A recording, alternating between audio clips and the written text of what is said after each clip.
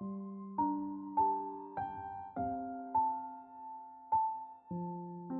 말씀 보도록 하겠습니다. 에베소서 1장 15절에서 19절 말씀입니다. 오늘은 사실 15절 갖고 말씀을 전해 드릴 건데 그래도 한 기도이기 때문에 15절부터 19절까지 처음이라서 한번 다 보도록 하겠습니다. 교독하도록 하겠습니다. 15절부터 19절입니다.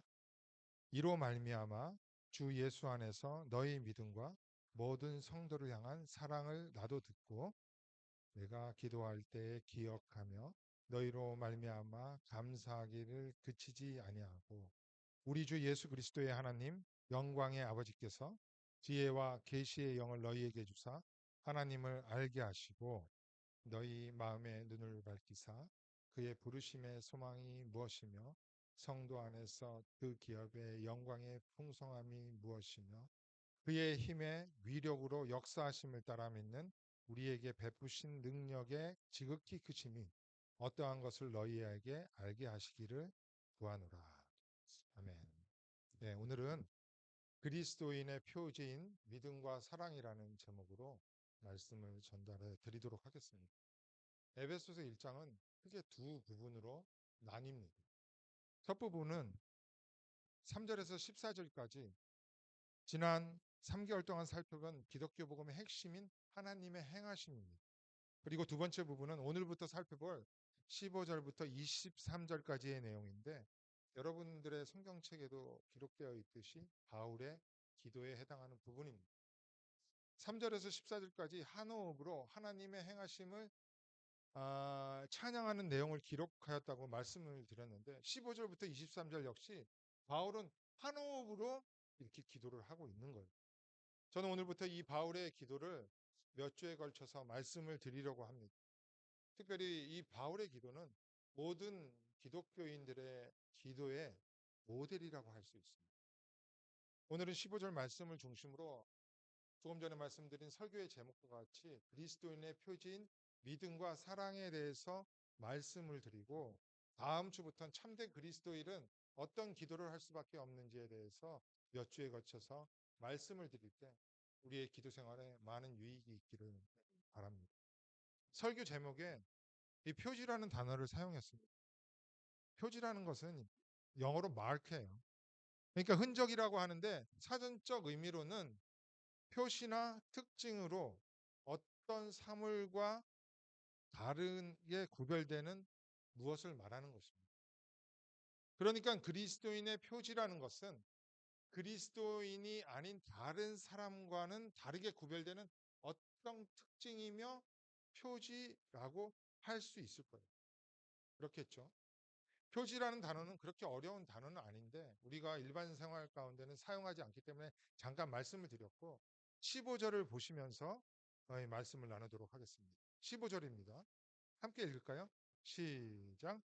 이로 말미암아 주 예수 안에서 너희 믿음과 모든 성도를 향한 사랑을 듣고 평소에는 이 PPT에다가 ESV 버전을 올려드렸는데 영어 성경 오늘은 YLT 98 버전을 올려드렸어요. 이게 원어에 조금 더 가까운 것 같아서 그렇게 해드렸습니다. 한국 성경으로 이로 말미암아는 영어로 보면 because of this I also 이렇게 돼 있어요. because of this까지라고 볼게요. 그러니까 이것 때문에라고 했는데 그것은 우리가 지난 3개월 동안 살펴본 내용 때문이라는 것입니다. 그러니까 하늘에 속한 모든 신령한 복을 그리스도 안에서 우리에게 주시기 위해서 성부 하나님께서 예정하시고 섭리하시고 우리들을 아들로 삼으셨잖아요. 그것과 성자 하나님의 화목 제물 되심으로 속량 구속함을 받아 우리의 죄가 용서되어졌고 성령의 인치심과 보증으로 하늘의 상속권자가 되어서 그리스도 안에서 모든 만물이 대통일되는 그 구속사에 참여케 하신 그 내용 때문에 라고 하는 것입니다. 그 진리 때문에 에베소에 있는 성도, 그러니까 신실한 자들에게 무엇이 생겼다고 합니까? 오늘 본문에 믿음과 사랑입니다. 이 믿음과 사랑이 오늘 설교의 제목과 같이 그리스도인들에게 있어서는 표지라는 것입니다. 그러니까 그리스도인이 아닌 자들에게는 발견할 수 없는 조금 다른 믿음과 사랑이라는 거예요. 그런데 잘 생각해 보세요. 이 세상 사람들도 서로 신뢰를 하며 또 사랑하면서 살아갑니다. 그렇다면 그리스도인이 가지고 있어야 하는 그런 믿음, 신뢰와 사랑은 세상 사람들과는 다른 것이어야 하겠죠. 성경을 자세히 보면 무엇이 다른 믿음인지 또 사랑인지를 알 수 있어요. 한번 같이 살펴볼까요? 첫 번째, 그리스도인의 표지는 믿음인데 어떤 믿음이라고요? 15절을 보면은 주 예수 안에서 너희 믿음이라고 되어 있습니다. 그러니까 우리나라 성경은 조금 애매해서 영어 성경을 보세요. Your faith in the Lord Jesus라고 하죠. 그러니까 주 예수 안에 있는 너희 믿음이라고 합니다. 이 주 예수 안에 있는 너희 믿음이라는 것은 너희 믿음을 강조하기보다는 그 믿음이 주 예수 그리스도 안에 있다는 것을 강조하는 것이라고 볼 수 있어요. 그렇다면 우리의 믿음이 예수 안에 있다는 말이 어떤 말입니까? 도움을 받기 위해서 좀 말씀을 찾아볼게요. 히브리서 12장 2절 앞부분만 보겠습니다. 믿음의 주요 또 온전하게 하시는 이인 예수라고 합니다. 예수를 바라보자라는 거예요. 그렇게 바라보자고 할 때 우리는 그냥 이렇게 무심코 아니면 어떤 목적이 있어서 잠깐 바라보고 마는 것을 말하는 것이 아니에요. 어떤 의미냐면은 예수를 어, 고정해서 바라보는 거예요. 눈이 고정되어 있는 것을 말하는 거예요. 눈을 떼지 않는 것을 말합니다. 마치 접착체로 딱 붙어 있어서 딱딱하게 고정이 되어 있는 것을 말하는 것이죠. 그리고 예수를 믿음의 주요 온전하게 하시는 이라고 했는데 역시 한국말 번역이 조금 아쉽습니다. 그래서 영어 성경을 보면은 확실하게 알 수 있는데요. 믿음의 주요라는 말은 믿음의 창시자입니다. 믿음의 설립자입니다. 믿음을 시작하신 이입니다. 라는 뜻이에요. 그리고 온전하게 하셨다라는 것은 완성하셨다는 것입니다. 그러니까 믿음의 주요 온전하게 하신 이 예수라는 말은 예수가 믿음을 시작하신 분이십니다. 설립하셨을 뿐만 아니라 완성하셨다는 거예요. 믿음은 그래서 예수에게 있어서 믿음은 알파와 오메가예요. 믿음을 시작했고 완성하셨다는 거예요. 그래서 믿음은 주께 속했다. 예수 그리스도 안에 있다. 믿음이 주 안에 있다. 이렇게 말씀하시고 있는 것이죠. 원래 우리는 믿음이 있을 수 있는 자가 아니었습니다. 우리의 믿음은 온전할 수도 없었습니다. 오직 예수께서 시작하셨고 완성하신 믿음, 예수 안에 있는 믿음이 우리의 믿음이어야 한다는 이야기. 이해를 돕기 위해서 갈라디아서 2장 20절을 읽어드리도록 하겠습니다. 여러분들 이 한글 성경은 잘 알고 있으니까 좀 영어로 읽어드릴게요. 보세요. I have been crucified with Christ. It is no longer we who live, but Christ who is live in me. And the life I now live in the flesh. 여기부터 잘 보세요. I live by faith in the Son of God, who loved me and gave himself for me. 내가 십자가와 연합하여 그리스도와 함께 사는데 어떻게 살아가느냐? 나를 사랑하고 나를 위하여 자기 자신을 주신 하나님의 아들 안에 있는 믿음에 의하여서 살아간다는 거예요. 나에게 있는 믿음도 원래는 나의 것이 아니었다는 것입니다. 이런 신학적 용어가 있는지는 모르겠어요. 예수의 믿음과 우리가 연합했죠. 요거까지는 신학적 용어를 발견했는데 예수의 믿음을 우리가 전가받았다 할 수 있는 거 아닐까요? 이것이 우리가 가지고 있어야 하는 믿음입니다. 이 믿음을 예수 안에 있는 믿음이라고 할 수 있는 거예요. 여러분들은 계속해서 저희 설교를 들으면서 또 성경 공부를 같이 하고 있기 때문에 믿음에 대한 개념이 이제는 조금씩 더 많이 생기셨을 거예요. 제가 성경 공부를 할 때 믿음에 있어서 가장 중요한 것이 뭐라고 말씀을 드렸죠? 믿음의 대상과 내용이라고 했습니다. 왜 그런지 우리 하이델베르그 요리문답을 확인하면서 좀 살펴보도록 하겠습니다. 하이델베르그 요리문답 7번째 주일 21번째 질문에 이렇게 되어 있습니다. 참된 믿음은 무엇입니까? 이에 대한 답변이에요. 참된 믿음은 하나님께서 그의 말씀에서 우리에게 계시하신 모든 것이 진리라고 여기는 확실한 지식이며, 첫 번째 확실한 지식이래요.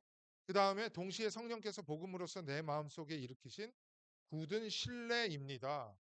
우리에게 밝히신 성경 말씀의 모든 진리에 대한 지식, 그리고 성령께서 일으키시는 진리에 대한 굳은 신뢰를 믿음이라고 한다는 거예요. 한마디로 믿음은 분명한 지식에 근거한 신뢰라고 할 수 있습니다. 여기에서 믿음의 3요소가 나온 거예요.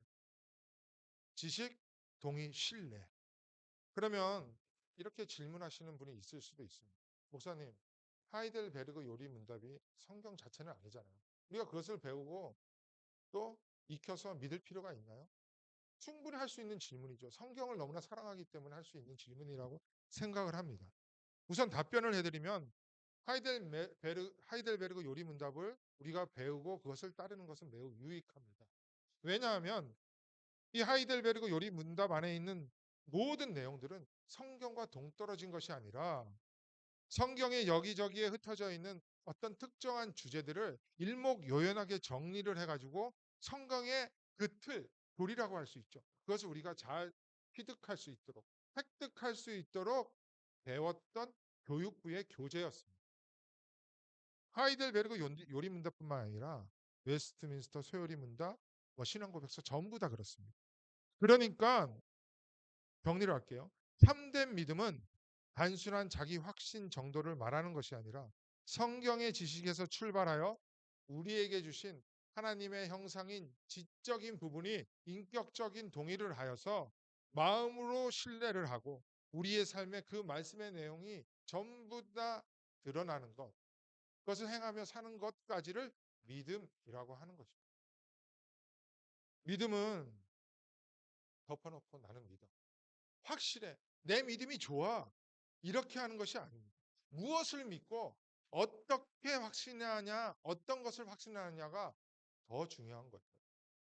그래서 제가 항상 강조하듯이 에베소 4장 13절에서 우리가 다 하나님의 아들을 믿는 것과 아는 것에 하나가 된다는 거예요. 그래서 온전한 사람을 이룰 수 있고 그리스도의 장성한 분량에 충만한 데까지 이룰 수 있게 되었다고 하는 것입니다. 그러니까 우리가 가지고 있는 믿음의 성질이 어떤 것인지 정확히 알아야 세상 사람들과는 다른 신뢰, 믿음을 가지고 또 그 믿음을 바탕으로 한 사랑을 하며 살 수 있게 된다는 것입니다. 그 예수 안에 있는 너희의 믿음은 성경에서 계시하고 있는 예수 그리스도 그분이 시작하고 완성하신 믿음이에요. 믿음입니다. 그 믿음에 우리가 덧붙임 당하고 있는 거예요. 그러니 자기의 믿음과 또 다른 사람의 믿음의 척도를 어떤 열심이나 헌신, 행위, 봉사 등등으로 삼을 수는 없을 것입니다. 그러나 너무나 많은 분들이 성경에 나오는 이러한 간단한 믿음의 내용을 간과한 채, 모른 채, 자기가 종교적으로 열심히 하고 헌신하고 있었기 때문에 또는 새벽 기도를 누구보다 열심히 했기 때문에 열심히 봉사하고 있기 때문에 믿음이 좋다고 생각합니다. 심지어 봉사를 하고 열심히 하는 것을 믿음 생활이라고 착각한다는 거예요. 믿음 생활의 일부일 수는 있지만 전부가 아니라는 거예요. 그리고 하나님이 그것을 인정해 주실 것이라고 생각한다는 것입니다. 그러나 열심, 봉사, 헌신, 행위 등등은 믿음이 아닙니다. 너무 명확하게 말해 믿음의 일부예요. 믿음의 대상과 내용과는 상관없이 부지런하고 무엇이든지 열심으로 헌신하며 봉사하기를 좋아하는 사람들이 있을 수 있습니다. 세상에 속한 분들도 얼마나 많이 봉사를 해요. 열심으로 살아간다고요. 그것이 믿음 생활인가요? 제가 미국에 오니까 정말 많은 사람들이 발런티어를 즐겨 하더라고요. 그런 성향을 가진 분들이 의외로 많이 있다는 것입니다. 열심히 헌신하고 봉사하는 것을 제가 깎아내리고 훼손하는 것이 아니라 그것을 믿음이라고 하지 않는다는 것을 말씀을 드리는 거예요.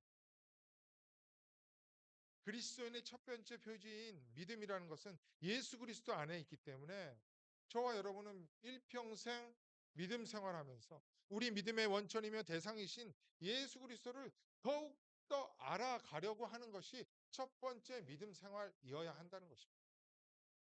예수를 알아가지 않고 그저 열심히 봉사 생활하고 종교 생활하고 헌신하는 것은 세상에서도 얼마든지 할 수 있는 부지런한 삶일 수 있습니다. 성향적으로 남을 돕는 것을 좋아하는 분들이 있잖아요. 다니면서 열심히 봉사하는 것으로 뿌듯해하고 자기 스스로의 존재를 드러내는 분들이 얼마든지 있을 수 있다는 거예요. 그런 것은 그리스도인이 아닌 사람들에게도 얼마든지 나타나는 현상입니다. 그러나 저 사람이 그리스도인 맞구나. 표지가 있구나. 그것은 예수 그리스도 안에 있는 믿음을 붙드는 믿음이어야 한다는 것입니다. 그러므로 믿음 위에 굳건히 서기 위해서는 예수 그리스도를 깊이 알아갈 때 나에게 있는 믿음은 내가 잘 믿어주는 믿음이 아니라 예수 안에 있는 믿음이었구나라는 것을 다시 한번 깨닫고 기뻐하면서 조금 전에 믿음이 아니라고 말한 헌신, 봉사 그것을 열심히 할 수 있다는 거예요. 그러나 그것을 나의 의로 삼지 않고 오직 하나님께 영광 드리는 그런 올바른 믿음 생활을 할 수 있게 되는 것입니다. 우리 그리스도 반석교회 모든 성도님들은 예수 안에 있는 이 믿음을 온전히 의지하고 붙들어서 이 땅에서 세상 사람들과는 다른 그리스도인으로서의 표지인 예수 안에 있는 믿음을 온전히 드러내면서 살아가시는 믿음의 그리스도인들이 다 되시기를 주님의 이름으로 소망합니다. 그리스도인의 두 번째 표지는 단순한 사랑이 아닙니다. 15절을 보시면 뭐라고 하고 있어요? 성도를 향한 사랑이라고. 성도를 향한 사랑. 하나님을 떠난 것을 죄라고 하죠. 불의라고도 합니다. 불의입니다. 불의. 다 아는 내용인데 듣는 분들도 있을 수 있어서 조금 더 설명을 해드릴게요. 대부분 사람들은 죄라고 하면 어떤 생각을 하냐면은 범죄하는 것을 생각합니다. 예를 들면 살인하고 강도질을 하면서 거짓말하고 도적질하는 것을 죄라고 생각합니다. 그러나 이러한 것들은 엄밀히 말하면 죄가 아니라 범죄입니다. 죄의 상태에 있기 때문에 저지를 수밖에 없는 죄의 결과물인 범죄예요. 그러니까 신이랑 크라임을 구별해야 된다는 거예요. 그러면 죄는 무엇을 말하느냐? 원래 인간은 창조주이신 하나님과 바른 관계를 하면서 창조주가 허락하는 모든 은혜를 마음껏 누리며 살아가게 되어 있었는데 이게 의라고 하는 것입니다. 바른 관계. 이러한 관계를 싫어하여 창조주이신 하나님을 떠나버린 것, 이것이 바로 죄라는 거예요. 그러니까 하나님과의 관계를 올바로 유지하면서 서로에게 성실한 의무와 책임을 다할 때 이러한 관계를 의라고 했는데 떠나버리니까 그 관계가 요구하는 성실과 의미를 할 수 없기 때문에 불의한 자가 되었다고 하는 것입니다. 정리하면 죄는 하나님을 떠난 상태이고 하나님을 떠나 하나님을 나의 왕과 주로 모시지 않기 때문에 하나님과의 관계가 깨진 상태, 우리는 불의한 존재가 된 거예요. 이러한 죄악된 상태, 불의한 상태는 하나님을 떠난 첫 아담과 연합한 모든 인류의 상태였습니다. 저와 여러분의 상태였다는 거예요. 이와 같이 불의한 상태에 있는 모든 인간들의 가장 큰 특징이 무엇인지 아세요? 자기 사랑이에요. 자기 사랑. 원래 인간은 창조주이신 하나님께서 주신 모든 은혜를 다 누리기만 하면은 최고의 복을 살 수 있었는데 그것을 싫어하고 하나님을 떠나자 하나님으로 받았던 모든 것들을 잃어버리게 되었죠. 빼앗기게 되었습니다. 그러자 샬롬이 없어진 거예요. 그러다 보니까 자기의 안녕과 복을 자기 스스로 책임져야 했습니다. 자연스럽게 자기가 우선이 되어야 했고 급기야 자기만을 사랑하게 된 것이죠. 바울이 디모데에게 쓴 목회서신 디모데후서 3장을 볼게요. 1절과 2절만 볼게요. 너는 이것을 알라. 말세에 고통하는 때가 이르러 사람들이 자기를 사랑한다. 이게 첫 번째, 이 순서도 중요합니다. 자기를 사랑하게 되어 있다는 거예요. 하나님을 떠난 사람의 특징. 그리고 자기를 사랑함으로 나오는 것들이 무엇인지 한번 보세요. 그 뒤에 나옵니다. 돈을 사랑합니다. 자랑합니다. 교만하고요. 비방하며 부모를 거역하고 감사하지 아니하고 거룩하지 아니합니다. 생각해 보세요. 돈이 나를 좋게 만들 것이라고 생각하는 거예요. 평판을 잘 받기 위해서 자기를 자랑하고 자기를 사랑하기 때문에 교만한 것입니다. 남을 비방이라도 해서 상대적으로 나는 그것보다 우월한 자라는 것을 드러내는 것입니다. 또 착각을 하죠. 부모의 말을 들을지 않을 때 자기에게 유익이 있을 것이라고 생각을 하는 거예요. 나는 이러한 평가와 이러한 대우를 받을 사람이 아니라는 그 자기 사랑 때문에 감사하지 못합니다. 항상 불평이 나오는 거예요. 그러다 보니까 우울한 거예요. 우울증이 그렇게 가는 거 아닐까요? 이 마음의 상태라고 하지만 저는 죄로부터 시작된다고 보는 거죠. 창조주 하나님의 뜻보다는 내 뜻대로 살아가는 것이 나에게 좋을 것이라고 생각하기 때문에 하나님의 뜻인 거룩을 추구하지도 않습니다. 전부 자기를 사랑함으로 비롯되는 것이라는 거죠. 그래서 주변을 돌아볼 줄 몰랐던 사람들이었어요. 주변을 돌아보는 것조차 자기 자랑을 위해 이용했던 하나님을 떠난 인생들이었습니다. 자기 만족을 위해 선행과 봉사를 한다는 거예요. 아까 말씀드린 종교적 열심, 헌신, 봉사도 이와 같이 하나님께서 나에게 복을 주시겠지, 적어도 내치시지는 않으겠지 하는 그런 자기 사랑으로 귀착되는 거예요. 귀착이라는 어려운 단어를 또 써게 됐는데 뭐야 이게 그렇게 결론을 내릴 수밖에 없다는 거예요. 하나님을 떠난 자, 죄인, 불의한 자들, 자기만을 사랑하는 자들이 가질 수밖에 없는 모습입니다. 성경에는 이러한 우리의 모습을 적나라하게 드러내는 곳이 한두 곳이 아닙니다. 디도서 3장 3절이에요. 우리도 전에는 어리석은 자요, 순종하지 아니한 자요, 속은 자요. 이게 속은 모습이에요. 우리의 실상이 아니라는 거예요. 여러 가지 정욕과 행락에 종노릇한 자요, 악독과 투기를 일삼은 자요, 가증스러운 자요, 피차 미워한 자였으나 저와 여러분의 이전의 모습입니다. 이게 너무 수치스럽고 부끄러워서 생각하기도 싫어야 합니다. 이게 팩폭이에요. 팩트 폭로, 팩트 폭행이라고 합니다. 우리의 팩트였습니다. 그러나 이것이 우리의 현재의 모습이 아니라는 거예요. 이건 우리의 모습이 아니라는 거예요. 고린도전서 6장 11절을 보세요. 너희 중에 이와 같은 자들이 있더니 폭로당했던 우리의 모습, 우리는 그러한 자들이었지만 어떤 일이 일어났어요? 진리이신 우리 주 예수 그리스도의 이름과 예수 그리스도께서 보내신 우리 하나님의 성령 안에서 씻음과 거룩함과 의로우심을 받았다라고 하고 있는 거예요. 이것을 찬양하는 거예요. 할렐루야. 이것이 우리의 현재 모습입니다. 그러면 사람이 생긴 대로 살아야 하잖아요. 세례를 받고 이거 씻음 받은 거예요. 거룩한 백성, 하나님의 백성인 성도라 일컬음을 받고 의인으로 칭함을 받은 자는 어떻게 사는 것이 생긴 대로 사는 거예요? 베드로전서 1장 22절입니다. 한번 같이 읽어볼게요. 시작.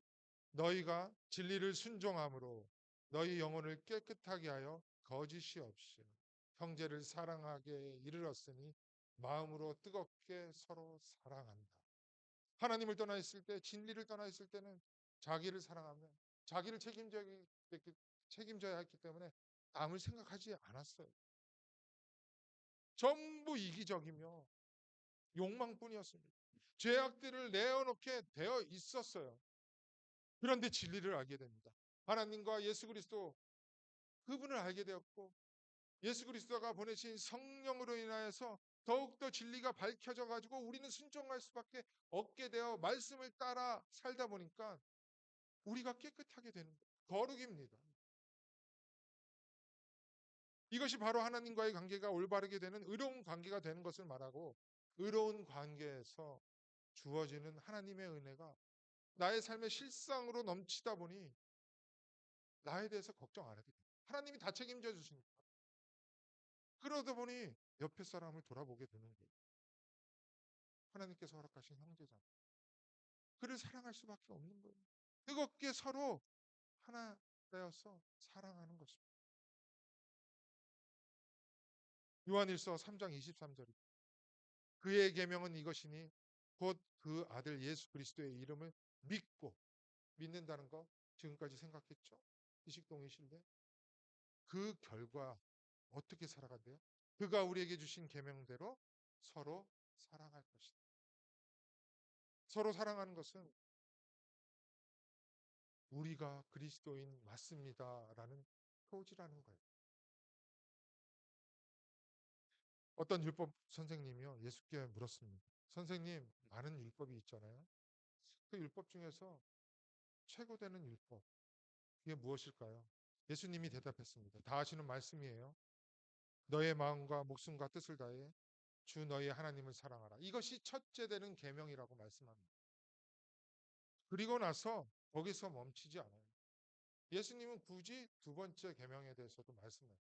어떤 의도가 있다는 거죠.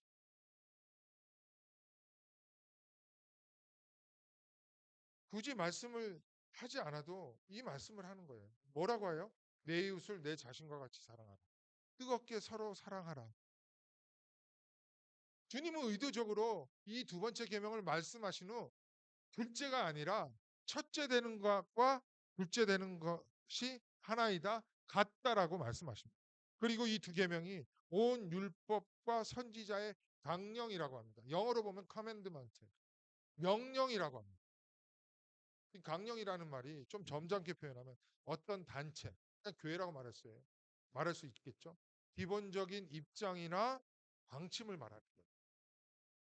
진리이신 예수 그리스도를 믿는 교회.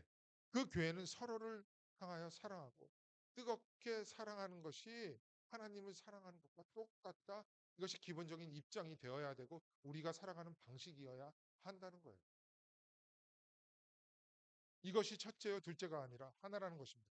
분리될 수 없다는 거예요. 진리로 말미암은 진실한 사랑, 참된 그리스도인의 표지라는 것입니다. 제가 10년 전에 미국에 처음 왔을 때 미국 교회를 한번 경험해 보고 싶었습니다. 그때는 사역을 안 했을 때니까. 그래서 미국 교회를 한 6개월 다녔어요. 그때 느낀 것이 무엇이냐면 제가 교회를 일부러 골라갔으니까 말씀이 너무 좋은 거예요.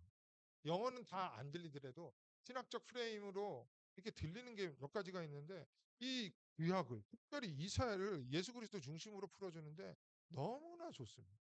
은혜였습니다. 그런데 수개월을 다니다 보니까 왠지 썰렁하다는 느낌이 있습니다. 내가 한국에서 와서 문화적 장벽과 언어적 장벽이 있어서 이렇게 차갑게 느껴지는가? 그런데 그것만은 아니었어요. 이들이 진짜 하나님의 백성 권속인가? 가족인가? 라는 생각이 들었습니다. 그리고 나서 한 6개월 다니다가 이제는 문화적 장벽과 언어적 장벽이 없는 한국 교회를 다니기 시작했어요. 처음에는 사역을 안 했으니까 그냥 멤버로서 다녔죠. 그런데 안타까운 것은 진리와는 상관없는 어, 관계만 있다는 것을 좀 알게 되었어요. 제가 성도를 향한 사랑이라는 단어를 안 쓰고 굳이 관계라는 단어를 쓴 것은 제가 그걸 경험적으로 너무나 알게 되어서 이런 표현을 하는 것입니다. 진리가 없을 때 진정한 사랑은 있을 수 없다는 것입니다. 자기에게 유익이 되는 사람들과만 관계를 하게 되어 있다는 것. 중국어로 관시라고 하죠. 관계. 뭐 중국인 뿐이겠습니까? 세상 사람들도 자기가 좋아하는 사람들만을 관계하면서 자기의 유익을 채우잖아요. 교회는 진리가 약화되면 교제라는 이름하에 자기의 유익만을 채우는 관계만 남아있게 된다는 거예요. 사랑하는 우리 그리스도 반석교회 형제자매 여러분. 지금 두 부류의 교회에 대해서 말씀을 드렸죠.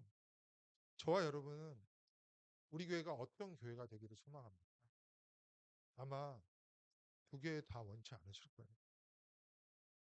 저와 여러분은 오늘 진정한 교회로서 또 그리스도인으로서 이 땅을 살아가기를 원하면서 이 참된 그리스도인의 표지, 주 예수 그리스도 안에 있는 믿음과 그 믿음으로 인하여서 서로를 향한 사랑이 넘치는 교회를 소망할 것입니다. 이 두 가지가 균형을 이룰 수 있도록 우리 함께 기도하면서 오늘 우리에게 주신 믿음의 길을 힘써 걸어가시는 이번 주 또 계속되는 우리의 믿음 생활 되기를 주님의 이름으로 축복을 드립니다. 네.